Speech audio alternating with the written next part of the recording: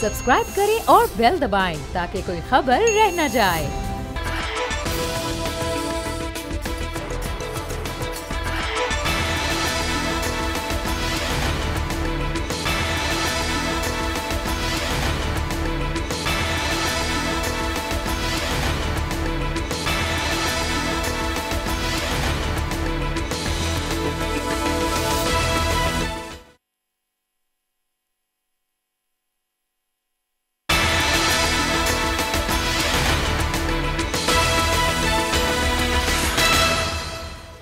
अस्सलाम वालेकुम, मैं हूं फैसल अजीज खान और आप देख रहे हैं बात होगी।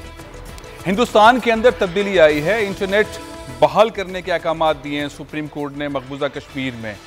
हिंदुस्तान में हो क्या रहा है और इस तब्दीली के बाद जो इंटरनेट बहाल हुआ है उसके बाद अब क्या होगा, कर्फ्यू हटने में कितना वक्त लगेगा, इस पर हम गुफ्तगू करेंगे। एक बहुत बड़ा रेवोल्यूशन लाने की बात कर रहे हैं इमरान खान। लोगों को, नौजवानों को कर्जे दिए जा रहे हैं, तरबियत दी जा रही है। वोकेशनल ट्रेनिंग सेंटर्स के लिए बहुत बड़े पैमाने के ऊपर ऐलानात हुए हैं। ये ऐलानात भी क्या वाकई वैसे ऐलानात होंगे? 1 करोड़ लोगों को नौकरियां दी जाएंगी, 50 लाख घर बनाए जाएंगे, ये वैसे ऐलानात होंगे या वाकई प्रैक्टिकली कोई काम होगा? और इसमें सदर मुमलिकत जो है वो आगे आ गए, आरिफ अलवी साहब, वो क्या चाहते हैं, इस पर भी हम बात करेंगे। लेकिन एक और डेवलपमेंट कल हुई, एक कानून बनाया गया ज़ैनब एक्ट के नाम से। ये बड़ा दर्दनाक मामला है। 2 साल हो गए ज़ैनब को, उसको अगवा किया गया, फिर रेप किया गया, फिर कत्ल किया गया। पार्लियामेंट ने बहुत अफसोसनाक एक कानून बनाया है।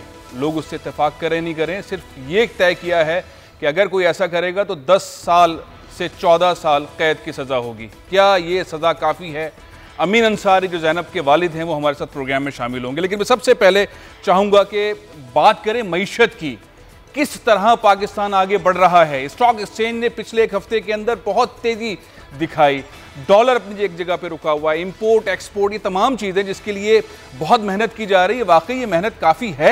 इस पर हम बात करेंगे। हमारे साथ मुस्लिम लीग नून के रहनुमा और बड़े बिजनेस टाइकॉन मिर्ज़ा इश्तियाक बेग साहब इस वक्त मेरे साथ स्टूडियो में मौजूद हैं और हमें प्रोग्राम में ज्वाइन करेंगे नईम खालिद लोधी साहब कुछ देर के अंदर इस्लामाबाद से। मिर्ज़ा साहब, बहुत बहुत शुक्रिया, आप तशरीफ़ लाए। Thank you. इमरान खान साहब बहुत कोशिश कर रहे हैं, नहायत कोशिश कर रहे हैं, स्टॉक एक्सचेंज बेहतर हो, चीज़ें पॉजिटिविटी की तरफ जाएं, इन्वेस्टमेंट बढ़े, सारी सूरत हाल अच्छी से अच्छी हो जाए। उसमें उन्होंने एक नया प्रोग्राम शुरू किया है जिसका उन्होंने बहुत ज़बरदस्त किस्म का एक प्लान बनाया है। उस प्लान के अंदर वो चाहते हैं कि नौजवानों को तरबियत दी जाए, नई टेक्नोलॉजी सिखाए जाएँ। पूरे मुल्क के अंदर फैले हुए टेक्निकल ट्रेनिंग सेंटर्स, खाली इमारतें, अंदर कुछ नहीं होता, टीचर्स भी नहीं है, कोई ऐसा सीन नहीं है, तरबियत नहीं हो रही। जो पाकिस्तान से बाहर लोग भेजे जाते हैं उनकी तरबियत भी उस तरह से नहीं होती है। एक बड़ा गंभीर किस्म का सिनेरियो है। मैं चाहता हूँ थोड़ा सा आपको सुनवाऊँ कि उस्मान डार साहब क्या कह रहे हैं। शफकत महमूद साहब जो एजुकेशन के मिनिस्टर हैं, उनके बड़े ख्वाब थे, प्राइम मिनिस्टर हाउस के अंदर यूनिवर्सिटी बनाना चाहते थे, गवर्नर हाउस के अंदर यूनिवर्सिटी बनाना चाहते थे। वो यूनिवर्सिटीज़ तो नहीं बनी, लेकिन अब वो नए क्या ख्वाब दिखा रहे हैं वो भी दिखाता हूँ, और इमरान खान साहब क्या कहते हैं उसके बाद फिर आपके पास देखिए क्या कहते हैं उस्मान डार। 15 दिनों में पाकिस्तान के 10 लाख नौजवानों ने अप्लाई किया था। इसी तरह लाखों की तादाद में इंशाअल्लाह ताला ये नौजवान इस प्रोग्राम का हिस्सा बनेंगे। ये जो प्रोग्राम है ये ट्रांसफॉर्मेशनल प्रोग्राम है जो कि एम्प्लॉयमेंट के लिए, बाकी चीज़ों के लिए बच्चों को ना सिर्फ तालीम देगा बल्कि हुनर की तालीम देगा। और हम अपने तालीमी मैदान में भी ये कोशिश कर रहे हैं कि तालीम जितनी भी हो वो रेलेवेंट हो और उसका मुआशरे के साथ और सोसाइटी के साथ ताल्लुक़ हो, और इंशाअल्लाह ताला वो आपको नज़र आएगा। ये 2 वज़रा हैं, बहुत मेहनत कर रहे हैं, बहुत कोशिशें कर रहे हैं।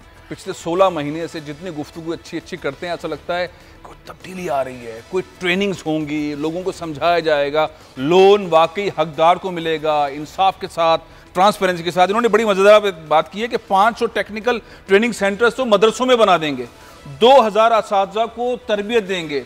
और मज़े की बात यह कि आज उस्मान डार साहब ने मुलाकात भी की है मोहतरम जनाब उस सदर मुमलिकत आरिफ अलवी साहब से, और उन्होंने सदर मुमलिकत ने कहा है कि artificial intelligence, cloud native computing, internet of things, 5G, इन जैसी टेक्नोलॉजीज़ के अंदर आप काम करें। आर्टिफिशियल इंटेलिजेंस के अंदर अमेरिकन प्रेसिडेंट कह रहे हैं कि $13 ट्रिलियन का काम है, 2030 तक उस तरफ लेकर आएँ। अब ये प्रेसिडेंट साहब क्या चाहते हैं, उस्मान डार साहब क्या चाहते हैं, शफकत महमूद साहब क्या चाहते हैं, और ग्राउंड पे क्या रियलिटीज़ हैं, बेग साहब कुछ होगा? तो फैसल देखिए, टेक्निकल ट्रेनिंग कोई एक नई चीज़ नहीं है, यूथ को हम प्रोवाइड करने जा रहे हैं। इससे पहले भी जितनी भी हुकूमत आई हैं, नून की हो, पीपल्स पार्टी की हो, उन सब ने मतलब इसके ऊपर काफ़ी तवज्जो दी है। बल्कि एक हमारे साबिक आईजी जो हुआ करते थे चीमा साहब, मतलब वो हेड भी कर रहे थे और काफ़ी उन्होंने मेहनत भी की थी। ये जो नई चीज़ सुनने में आई है ये कि मदरसों के अंदर हम टेक्निकल ट्रेनिंग प्रोवाइड करेंगे, ये समथिंग एक नई है जो इससे पहले किसी ने नहीं सोचा। अगर ये वर्केबल होती है, देखिए यहाँ तो मैंने खुद भी इस पर कॉलम भी लिखा था कि हमारी वक्त की जो ज़रूरत है वो टेक्निकल ट्रेनिंग है, ताकि हमारा यूथ जो है, इस वक्त मुझे अफसोस ये होता है कि जब एक MBA आता है और 20 और 25 हज़ार की जॉब के लिए वो तलाश करता है, उसको जॉब नहीं मिलती, क्योंकि हमारी यूनिवर्सिटीज़ ग्रेजुएट तो प्रोड्यूस कर रही हैं मगर उनको जॉब्स नहीं मिलते। और इकॉनमी इस वक्त जो हमारी जा रही है इसके अंदर लोगों की जॉब्स चली गई हैं, लोगों को जॉब्स इस वक्त हमें मिली नहीं है। 8 लाख जॉब 16 माह में जा चुकी है। देखिए, मैं सिर्फ आपसे एक चीज़ पूछना चाहता हूं कि जब आपकी GDP जो है वो आधी रह गई है, जब मियां साहब को घर भेजा गया था तो 5.8% GDP थी। इस बार ये IMF और वर्ल्ड बैंक ये कह रहा है कि हमारी GDP 3%, 3.5% से ऊपर नहीं जाएगी। देखिए, GDP जब बढ़ती है तो इकोनॉमिक एक्टिविटीज़ बढ़ती हैं और जॉब्स क्रिएट होती हैं। जब आपकी GDP जो है मतलब श्रिंक हो रही है तो इसका मतलब ये है कि जॉब भी श्रिंक हो रहे हैं और लोग जो है अनएम्प्लॉयड हो रहे हैं। ये कोई आइंस्टाइन इसमें होने की ज़रूरत नहीं है, साथ आपको नज़र आ जाती बेसिक चीज़ें हैं। तो ये जो हम लोगों को जो कह रहे हैं कि जॉब्स क्रिएट हो रहे हैं और मिनिस्टर्स कह रहे हैं कि 10 लाख जॉब और क्रिएट हो जाएंगे, मैं ऐसा गलत है। मगर ये एक चीज़ टेक्निकल ट्रेनिंग जो है इट्स ए गुड मूव। इसकी 2 वजूहात है जिसमें मैंने अपने कॉलम में भी जिक्र किया था कि हमारा इस वक्त जो बाहर वर्कर्स जा रहे हैं वो अनट्रेंड जा रहे हैं और वो क्या कहते हैं कम वेजेस के ऊपर वहाँ पे काम करते हैं। Countries like Sri Lanka, like Philippine, इनके क्या है कि लोग हमारे मुकाबले में कम हैं, रेमिटेंस इनकी ज़्यादा आ रही हैं। वजह यह है कि वो कोई ना कोई स्किल्ड सिखा के अपने वर्कर्स को बाहर बेचते हैं। बड़ा अहम पॉइंट है बहुत। साहब, अगर गवर्नमेंट ही करेगी ये काम, गवर्नमेंट खुद ही सेंटर चलाएगी, तो 70 सालों से तो सेंटर चला नहीं सकी। ये क्यों नहीं ऐसे लोगों को प्राइवेटाइज कर दें, PPP फार्मूला जो है प्राइवेट पब्लिक पार्टनरशिप के तहत उनको दे दें और उनके थ्रू चलवाएं। ये उनके थ्रू चलाएंगे तो पैसा दोबारा खाने का कोई प्रोग्राम प्लान तो नहीं है। हुकूमत जो है वो हर चीज़ में अपने आप को इन्वॉल्व नहीं कर सकती। इसके अंदर आपने बड़ा सही इसमें दिया है कि इसमें पब्लिक प्राइवेट पार्टनरशिप जो होगी वही वर्केबल होगी। उसके अंदर आप एक डायरेक्शंस उनको दे दें, उनको सुपरविजन आप उसकी करते रहें, चेक एंड बैलेंस रखें और आप यकीन करें कि बड़ा कामयाब ये फार्मूला होगा। अगर ये आप हुकूमत कहेगी कि जी हम चलाएंगे तो इसके अंदर फिर बेज़ाब्तियाँ होंगी, लोग ये कहेंगे अपोजिशन के जी अपने लोगों को कह रही है और उसके रिजल्ट कुछ नहीं निकलेंगे और बहुत सारा अमाउंट जो है हमारा जो है 2 पॉइंट आपको बताता हूँ इसके अंदर, जिसमें मुझे ऐसा लगता है कि करप्शन जो है ना उसका दरवाज़ा खोला जा रहा है। ना भी चाहें प्रेसिडेंट आरिफ अलवी साहब और इमरान खान साहब की भी ख्वाहिश ना हो और उनके इरादे भी ऐसे ना हो, नीयत भी ऐसी ना हो, उस्मान डार भी ईमानदारी से काम करे, लेकिन पाकिस्तान में ब्रोकरम ऐसा है कि प्रैक्टिकल नहीं हो पाता। 100 स्मार्ट टेक लेबॉर्ट्रीज बनाने की बात कर रहे हैं उस्मान डार साहब। 100 लेबॉर्ट्रीज पूरे पाकिस्तान में बनेंगे, जहाँ कंप्यूटर्स रखे जाएंगे। बेशतर यूनिवर्सिटीज के अंदर, कॉलेजेस के अंदर जहां लेबॉर्ट्रीज बनाई जाती हैं वहां पैसे खाली जाते हैं, ग्राउंड पे कुछ नहीं। और टेक्निकल ट्रेनिंग सेंटर तो कोई मिसाली पूरे मुल्क में है ही नहीं। और अगर PPP पब्लिक प्राइवेट पार्टनरशिप के तहत ये मंसूबा आगे नहीं जाएगा तो इसके अंदर गारंटी है कि ये पैसे खा लिए जाएंगे। 70 लेबॉर्ट्रीज और वर्कशॉप्स की बात कर रहे हैं बलूचिस्तान में, गिलगित में, बल्तिस्तान में, आज़ाद जम्मू कश्मीर में, खैबर पख्तूनख्वा में, सिंध में, पंजाब में, अंदरूनी सिंध में नौजवानों को 5 लाख लोगों को ट्रेनिंग करने की बात कर रहे हैं। इसके लिए तरबियत क्या कहाँ से लाएंगे? प्लान जो है ये कहीं वैसे ही प्लान ना हो जाए 50 लाख घर बनाएंगे, 1 करोड़ लोगों को नौकरियां देंगे, जैसे बेग साहब भी कह रहे हैं। बेग साहब, प्रैक्टिकल होने में जरा मुश्किल दुश्वारी नजर आ रही है। देखिए फैसल साहब, सबसे पहले तो जब तक आप प्राइवेट सेक्टर को ऑन बोर्ड नहीं लेंगे ये कामयाब नहीं होगा। देखिए, मेरा टेक्सटाइल से ताल्लुक है, आप मेरे पास आए मुझसे पूछें आपको किस तरह की वर्कफोर्स चाहिए, इंडस्ट्री को कनेक्ट करें, इंडस्ट्री को कनेक्ट करें ताकि इंडस्ट्रीज के एपेटाइट देखें कि उनकी रिक्वायरमेंट क्या है, फिर आप उनको ट्रेन करें। आपने किसी को वो ट्रेन कर दिया, वो मिसफिट हो रहा है इंडस्ट्री के अंदर तो उसको फिर जॉब नहीं मिलेगी। आप इंडस्ट्री के सेक्टर्स को अपने साथ लें, ऑन बोर्ड लें, उनकी रिक्वायरमेंट पूछें, टेक्सटाइल वालों से पूछें, टेक्सटाइल के अलावा इलेक्ट्रॉनिक्स वालों से पूछें, सियालकोट के अंदर अगर और इंडस्ट्री लगी हुई है, सर्जिकल गुड्स की है, स्पोर्ट्स गुड्स की है, आपको किस तरह के टेक्निकल लोग चाहिए। कार इंडस्ट्री को लेके आए, कार इंडस्ट्री जो है उनको किस तरह के ऐसा प्लान करें। यूनिवर्सिटी से लोग मास्टर्स कर करके निकल रहे हैं, आगे जॉब्स नहीं, MBA कर करके निकल रहे हैं, आगे 20-25 हज़ार में जॉब्स कर रहे हैं। तो प्लान जो है वो इंडस्ट्री के साथ कनेक्टेड और प्राइवेट सेक्टर को साथ रखा जाए। अच्छा, अब आ जाते हैं जरा मईशत की तरफ। स्टॉक एक्सचेंज इतना ज्यादा जंप क्यों कर रही है, क्या वजह है कि हमने देखा कि बिल्कुल बैठी हुई खामोश, लोगों के पैसे लुटे हुए थे, अचानक से स्टॉक के अंदर बहुत तेज। आप ऐसा देखिए, आप स्टॉक एक्सचेंज को बैरोमीटर नहीं कह सकते कि economy is performing very good. अगर ऐसी बात हो तो फिर ये कहा जाए, IMF ये कभी नहीं कहेगा कि पाकिस्तान की GDP जो है वो आधे उसके ऊपर आ गई है। क्या स्टॉक एक्सचेंज हमको एम्प्लॉयमेंट्स प्रोवाइड कर रहा है लोगों को? क्या नई इंडस्ट्रीज़ लग रही हैं? क्या एक्सपेंशंस हमारी हो रही हैं? मेरे ख्याल से तमाम चीज़ नहीं हो रही है। इसका एक अपना बैरोमीटर्स होता है, जिसके अंदर अगर हालात सही जा रहे हैं तो बढ़ जाती है उसकी कीमत, हालात ख़राब होते हैं।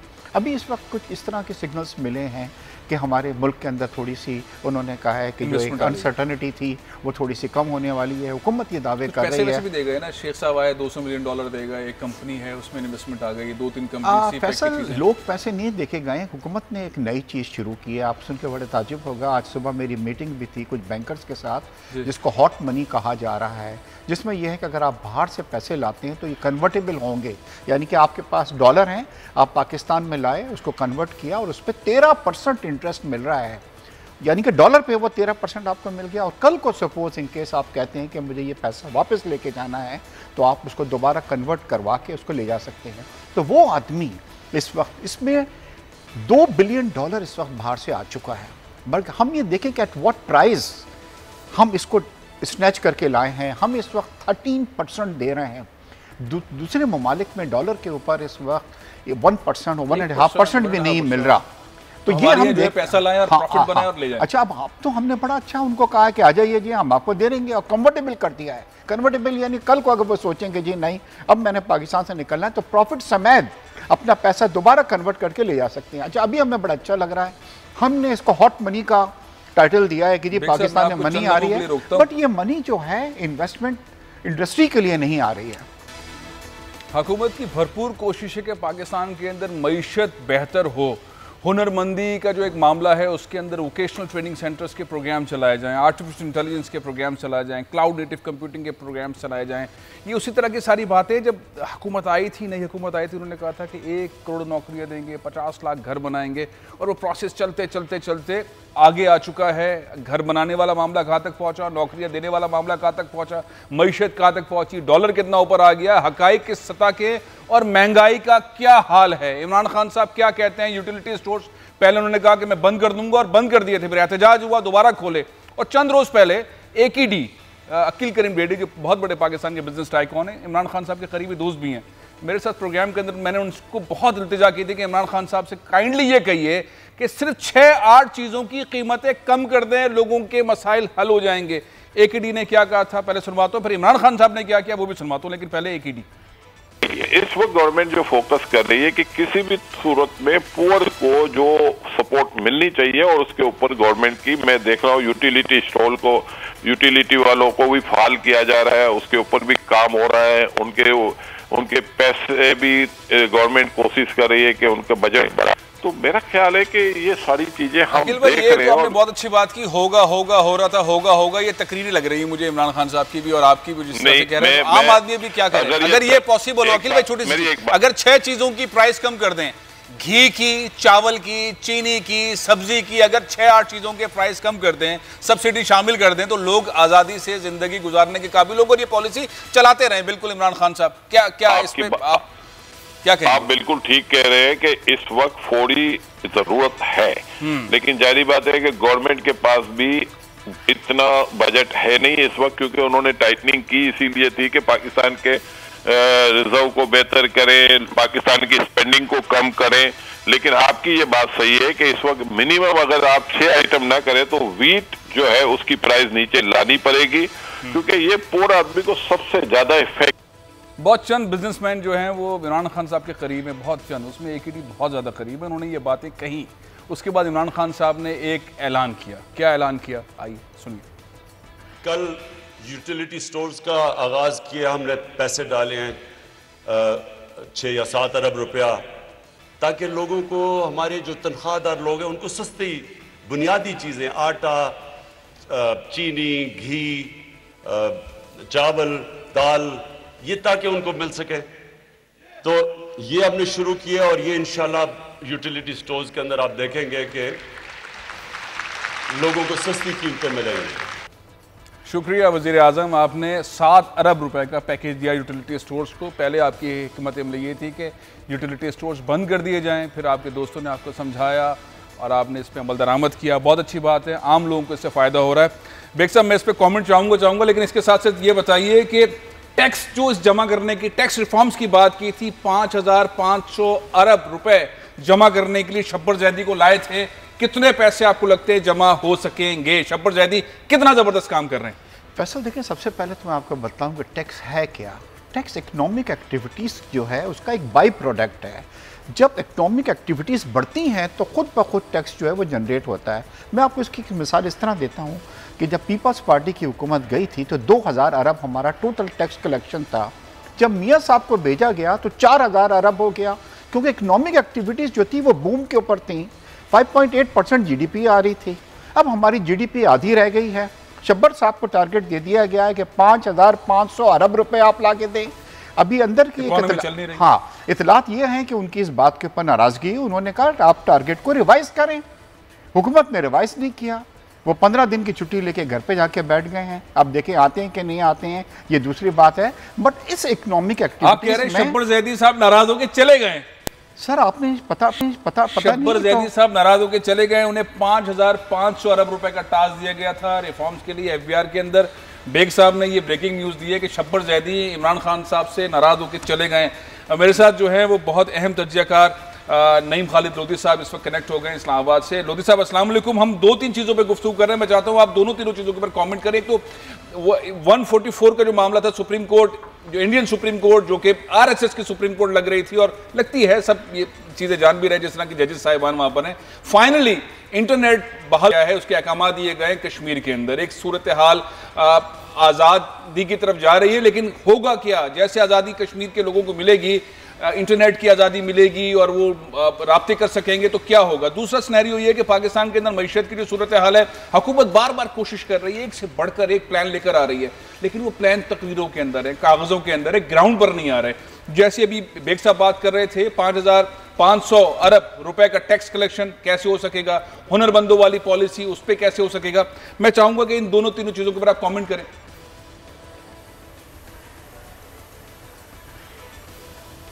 जी बहुत शुक्रिया। पहले तो जो सुप्रीम कोर्ट वाली बात है कि ये तो इस बात पे निसार है कि कश्मीर में चूँकि वर्चुअली हुकूमत जो है वो तकरीबन फ़ौजी टाइप की है, वहाँ पर मुकम्मल तौर पे क्लैम डाउन है। अब वो कितनी बात मानते हैं सुप्रीम कोर्ट की, ये भी तो देखना होगा ना। सुप्रीम कोर्ट ने तो ऑर्डर दे दिया, अब देखते हैं कि वो इंटरनेट कितना बहाल हुआ है, और वो पता चल जाएगा जब वहाँ से मैसेजेस आने लगेंगे और जितने वहाँ पर ये यूट्यूब अगर इसके ऊपर मैसेजेस आएंगे और ट्विटर चलेगा और सारा कुछ तो पता चल जाएगा। और ये आप सही, आपका अंदाज़ा है कि अगर ये सही मानों में बहाल हो गया तो आप समझे आधी आज़ादी जो है वो मिल जाएगी इस तरीके से कि पूरी दुनिया को पता चलने लग जाएगा कि अंदर हो क्या रहा है। और ये जो पिछले 5.5 माह से हमें अंदाज़ा नहीं था कि इस ब्लैकआउट में असल में हो क्या रहा है, तो आपके सामने हकायक आने लग जाएंगे। और जब हकायक आएंगे तो मेरा तज्जिया ये कहता है कि हमें अंदाज़ा हो जाएगा कि कितनी तवाना है जो वहाँ की तहरीक है, और जो रहे से कोई बचे कुचे कश्मीरी साथ देते भी थे अगर कांग्रेस का या बीजेपी का, तो वो सब अब मुनहरफ हो चुके होंगे और सब के सब अब आज़ादी चाहते होंगे, और वो आपको नज़र आ जाएगा कुछ ही दिनों में। बाकी जो ये तो मुझे मालूम है कि रवैया जो है वो कभी चेंज नहीं होगा। मोदी का सिर्फ 2 ही फैक्टर हैं, ये हम इंतज़ार करते रहते हैं कि बैरूनी कोई इसके ऊपर प्रेशर होगा या ज़मीर सोया हुआ है दुनिया का। तो दुनिया, आपको पता होना चाहिए कि नेशन स्टेट्स का ज़मीर नहीं होता। हाँ, दुनिया में सिविल सोसाइटी का ज़मीर है, दुनिया में मीडिया का ज़मीर है, लेकिन जो स्टेट्स हैं उनका कोई ज़मीर नहीं होता। वो तो अपने इंटरेस्ट देखते हैं, वो उसी तरीके से चलेंगे। ये जो बात आपने की है मईशत की, ये तो ऐसे है कि मैं तो चूँकि मईशतदान हूँ नहीं, कुछ कह नहीं सकता। मैं तो 2-3 चीज़ों से सर आप लोग अगर मईशत पे बात नहीं करेंगे ना तो फिर मईशत ठीक होगी नहीं। लोधी साहब मामला ये है कि हर चीज़ पे गुफ्तगू करते हैं हमारे रिटायर्ड जनरल साहिबान और बहुत अच्छी गुफ्तगू करते हैं और कौम को एक रास्ता दिखाते हैं। अगर आप मईशत पे भी थोड़ा सा कमेंट करेंगे, जो पॉलिसी उस पर भी कमेंट करेंगे तो फिर डायरेक्शन वाली चीज़ खड़ी हो सकती है। मैं उनमें से नहीं हूँ, अच्छा अच्छा, चले ठीक है। मैं एक छोटा सा मैं खैर ये दावा नहीं करता, लेकिन मैं जिस चीज़ से अंदाज़ा लगाता हूँ जी जी जी कहिए प्लीज़। जी मैं ये कह रहा था कि मैं जिस चीज़ से अंदाज़ा लगाता हूँ वो ये है कि मेरे पास लोग, गरीब लोग बहुत सारे नौकरियों के लिए आते हैं, तो वो उनका जो नंबर है वो बढ़ता जा रहा है, वो नहीं हो रहा। एक तो ये मेरा लिटमस टेस्ट है, आप समझ लें। दूसरा यही बात है लोधी साहब। यहाँ मैं बेग साहब का कमेंट ले लेता हूँ। जो बेरोजगारी उसमें इजाफा हुआ, लोधी साहब के पास भी लोगों जो की तादाद बढ़ रही है जो जॉब्स के लिए आ रहे हैं। हम कह रहे थे 8 लाख, आपने कहा 12 लाख लोगों की जॉब चली गई है इस दौर में। जॉब्स कैसे मिलेंगी? सर देखिए, जब तक हमारी जीडीपी जो है ना नहीं बढ़ेगी 2.4% जीडीपी 3 से लेस पे, देखिए हमारी जो ग्रोथ है ना पॉपुलेशन की, वो हमारी 2.7% के करीब आ रही है, 3% के करीब ग्रोथ है। अगर आपकी जीडीपी भी 3% बढ़ती है तो इसका मतलब है कि हम कोई जॉब्स नया फर्दर दे नहीं सकते। अच्छा फैसल साहब, एक चीज़ थोड़ा सा आपने अभी इंडिया के हवाले से कहा कि ये नौबत क्यों आई है, इसमें अभी क्या हुआ कि कुछ दिनों पहले 150 एम्बेसीज़ हैं इंडिया के अंदर, जिनमें से उन्होंने सिर्फ 7 एम्बेसडर्स को अपने साथ लेके गए, कोशिश की वहाँ ले जाने की, और उन पर बहुत ज़्यादा दबाव पड़ रहा है इस पर वेस्टर्न वर्ल्ड का कि आप, अच्छा दूसरे एम्बेसडर्स ने ये कहा कि जी हम आपके साथ जाने को तो तैयार हैं, मगर आप हमारी मुलाकात अब हमारे करने देंगे वहाँ पे जो लोगों के साथ, हाँ उसके करने। तो उन्होंने कहा कि नहीं जी हम सिर्फ आपको ले जाके घुमा के ले आएंगे। अच्छा, इंडिया की इस वक्त सबसे बड़ी प्रॉब्लम जो हो रही है फैसल, वो ये हो रही है कि उनकी मईशत जो है बहुत अफेक्ट हो रही है, ख़ासतौर पर टूरिज़्म। सिर्फ ताजमहल में 2 लाख टूरिस्ट जो बाहर से आ रहे थे, उन्होंने अपनी रिजर्वेशन चेंज करा दी है। उन्होंने कहा जी अब हमने नहीं आना। साथ में 7 कंट्रीज़ ने अपनी ट्रैवलर्स एडवाइजरी लगा दी है, अपने शहरियों को मना कर। अच्छा, ये जब प्रेशर उन पर बिल्टअप हो रहा है तो वो क्या कर रहे हैं कि सफ़ीरों को भी ले जा रहे हैं और अब उनकी बात भी मान रहे हैं। तो ये हमें इसको खुश नहीं होना चाहिए कि इंडिया हमारे प्रेशर में आ गया है। मेरे ख्याल से वेस्टर्न वर्ल्ड और ये जो सफ़ीर वफ़ीर हैं वो उन पर काफ़ी ह्यूमन राइट्स का इशू लेके डाल रहे हैं, जिसकी वजह से ये कुछ फैसिलिटीज़ जो हैं वहाँ पर मिल रही हैं।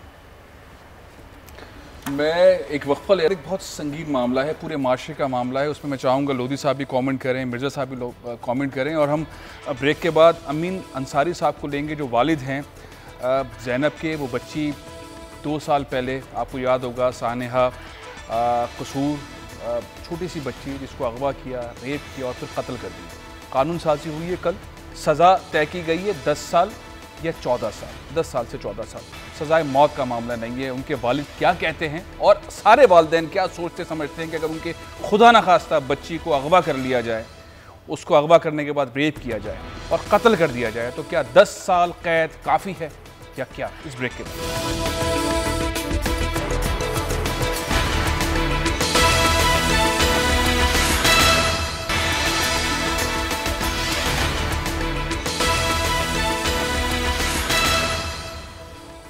सानेहा पे सानेहा। 2 साल पहले एक मासूम बच्ची कसूर में ज़ैनब को अगवा किया गया, फिर उसका रेप किया गया और फिर कचरे से उसकी लाश मिली। उनके वालिद ने बहुत हिम्मत की, मीडिया ने बहुत साथ दिया, एक कैंपेन हुई, पूरे पाकिस्तानी रोए, माँ बाप रोए, सब रोए। 2 साल के बाद हुकूमत को ख्याल आया, तकरीबन 2 साल हुए, कल बरसी थी सानेहा की, 2 साल गुजर गए।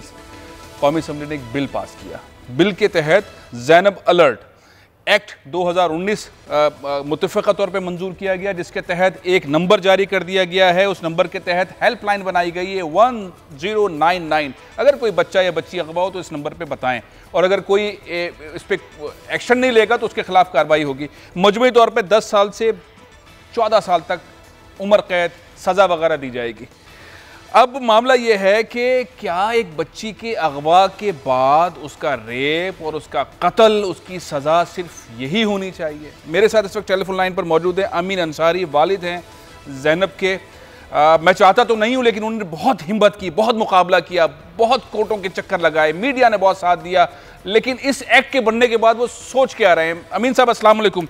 मैं चाहता ये हूं कि ये जो ज़ैनब के वाक़े के बाद 2 साल तक 600 से ज़्यादा वाक़यात पंजाब में, पाकिस्तान में हुए हैं, 600 वाक़यात, इसमें कमी नहीं आई, कोई कमी नहीं आई, एक्ट बन गया है, कमी क्यों नहीं आई? वजूहात आप क्या समझते हैं अमीन साहब?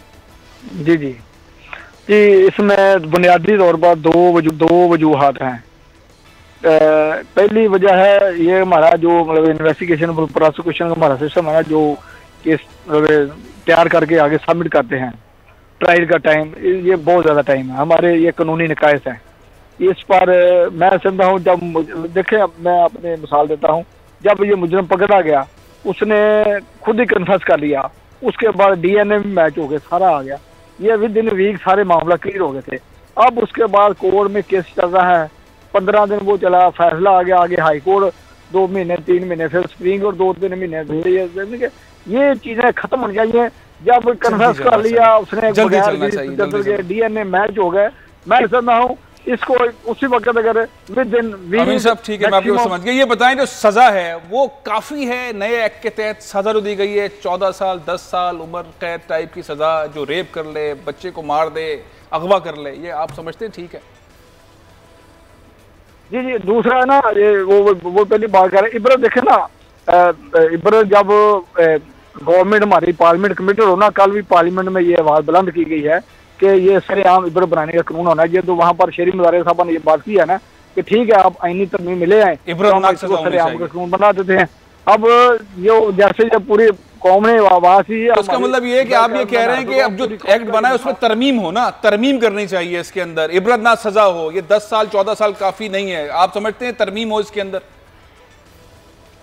तरमीम मतलब यही जैसे कल पार्लियामेंट में ये बात बुलंद हुई है कि इनको जो पब्लिकली हैंग ये ना पब्लिकली हैंग किया जाए। बहुत बहुत शुक्रिया अमीन अंसारी साहब। बेग साहब मैं आपसे लूंगा, बहुत इब्रतनाक सूरत हाल है, बच्चों को अगवा करके, कत्ल करके, रैप करके कचरे में फेंक दे, 14 साल का, इब्रतनाक सजा होनी चाहिए इसके अंदर। वैसे टोटल एग्री विद यू, और जो हुकूमत ने किया अप्रिशिएटिव है, मगर थोड़ा सा हमें इस पर भी ज़रा एक थोड़ा सा लम्हा फिक्रिया है हमारे लिए कि वाक़यात में इजाफा क्यों हो रहा है। हमने कभी पहले नहीं सुना था, आप खुद बतला रहे हैं कि 600 वाक़यात 2 साल में, हालांकि उसको हैंग किया गया। होना तो ये चाहिए था कि हरासमेंट क्रिएट होता और लोग नहीं करते। उसकी एक वजह यह है कि कुछ अरसे पहले मैंने इस पर कॉलम भी तहरीर किया था, पाकिस्तान का शुमार उन ममालिक में होता है जहाँ सबसे ज़्यादा हमारे यंगस्टर्स जो हैं, जो इस तरह के एक्सप्लॉइटिव जो वेबसाइट्स हैं जो नहीं देखनी चाहिए यंगस्टर्स को, वो जाके हिट कर रहे हैं उसको। मतलब देखिए, जब सऊदीया में आप जाएं, इमारात में आप जाएं, तो इस तरह की जो पोर्नो साइट्स होती हैं उनको आप नहीं वो कर सकते, ब्लॉक कर लेते हैं। मोरक्को के अंदर जाइए आपको नहीं मिलेगी। अब पाकिस्तान का शुमार उसमें हो गया, दुनिया के टॉप कंट्रीज में यूथ हमारे जो है मतलब किसी तरीके से उनको वो कर रहे हैं। इंडिया के अंदर भी यही है, रैप कैपिटल में। आखिरी मिनट में चाहता हूँ लोधी साहब का भी कमेंट ले लूं, बहुत अच्छी बात है हमने की। लोधी साहब आप क्या कहेंगे इस पे, क्या किस तरह शऊर दिया जाए? देखिए जी, मैं समझता हूँ कि शॉर्ट टर्म और लॉन्ग टर्म दो काम करने की ज़रूरत है। शॉर्ट टर्म में तो देखिए 220 करोड़ का एक जंगल जहाँ पर कोई कानून की पासदारी ना हो, यहाँ पर इबरतनाक सज़ाएँ फौरी तौर पे नाफिज होनी चाहिए। सिर्फ इसी जुर्म में नहीं, और भी जैसे बच्चों को मनशियात का आदी बनाना, दवाइयों में मिलावट करना, खाने पीने की चीज़ों में मिलावट करना, इनकी सज़ाएँ इबरतनाक इमीडिएटली होनी चाहिए। लेकिन जो मुहर्रकात हैं, जो यहाँ पर गुर्बत है, जो नाखानदगी है, जो एक्सट्रीमिज़म है, जिसकी वजह से जहन इतनी एक्सट्रीम चीज़ें सोचते हैं, उसके ऊपर भी काम करने की ज़रूरत है। फिर दूसरी साइड के ऊपर जो हमारी इन्वेस्टिगेशन है, जो हमारी प्रोसिक्यूशन है, क्योंकि अगर आप बहुत ज़्यादा सज़ा रख दें तो लोग इसको मिसयूज़ भी तो करते हैं ना, कि वो किसी के ज़िम्मे डाल देंगे और वो किसी डॉक्टर के साथ मिलकर DNA भी मैच करा देंगे और आपको सज़ाए मौत दिला देंगे। तो ये दोनों को बैलेंस करने की ज़रूरत है और काम बहुत सारे करने की ज़रूरत है मेरे भाई। अभी तो खैर चूंकि टाइम आपका खत्म हो गया, इसलिए ज्यादा बातचीत नहीं कर सकते। बहुत बहुत शुक्रिया, फिर कभी आप अलग से मौजूद रखेंगे। बहुत बहुत शुक्रिया मिर्जा बेग साहब, आप आए। कानून साजी की जरूरत तो थी, लेकिन प्रोसिक्यूशन को तेज होना चाहिए और ऐसे इबरतनाक सजाओं के साथ साथ माशरे में शऊर की जरूरत है। पेरेंट्स को, टीचर्स को, बच्चों को बैड टच गुड टच वो सिखाने बताने की जरूरत है कि बच्चे को जब कोई गैर इखलाकी तौर पर टच करे, जो उससे मुताल्लिका ना हो, उसका भाई वालिद वालदा ना हो, तो वो अपने टीचर को, पेरेंट्स को बताएं। शऊर की ज़रूरत है, इसमें NGOs को आगे आने की ज़रूरत है, गवर्नमेंट को बड़े प्लान्स लाने की ज़रूरत है, समझाने की ज़रूरत है, ख़ास तौर पे देहात में। प्रोग्राम ये ख़त्म कर रहा हूँ। कल आपको एक स्पेशल रिपोर्ट दिखाएंगे सिंध के अंदर हो क्या रहा है। सिंध की काबीना के अंदर मजमूई तौर पर 39 वज़रा हैं, 20 जो हैं वो इलेक्टेड नहीं हैं। कल हम सिंध का बताएंगे, उसके बाद और सूबों का, लेकिन बहुत इंपॉर्टेंट है किस तरह से चल रहा है। कोर्ट के अंदर भी मामला चला गया, कैसे नॉन इलेक्टेड लोग जो हैं वो काबीना का हिस्सा बने हुए। इंशाल्लाह कल, आज प्रोग्राम खत्म कर रहा हूँ, इंशाल्लाह कल मुलाकात होगी। इजाज़त दीजिए, पाकिस्तान।